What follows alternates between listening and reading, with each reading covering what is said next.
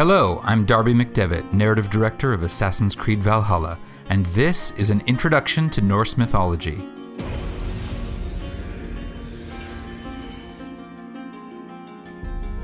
Assassin's Creed Valhalla takes place in an era that marks the gradual transition from the pagan religions of old Europe to modern Christianity.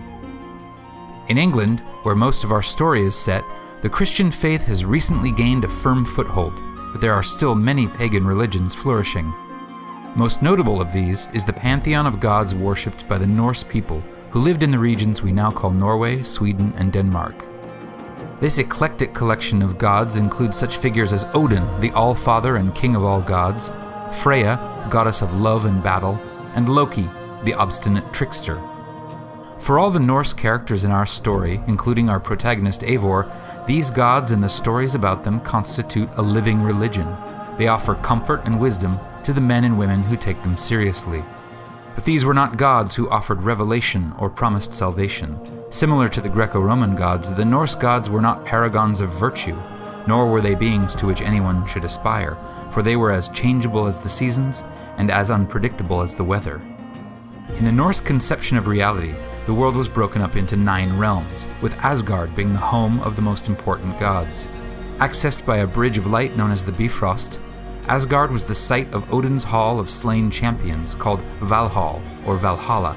This was the final resting place of all warriors who died bravely in battle, weapon in hand, and whose reward it was to remain at Odin's side, drinking and warring until the coming of Ragnarok, the battle at the end of time.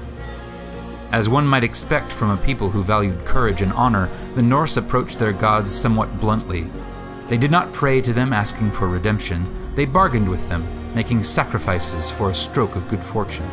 Where virtue and sin and redemption are hallmarks of the Christian faith, for the Norse sensibility, ideas like honor and reputation held much greater sway. But this does not mean that the Norse religion lacked notions of goodness or ethics.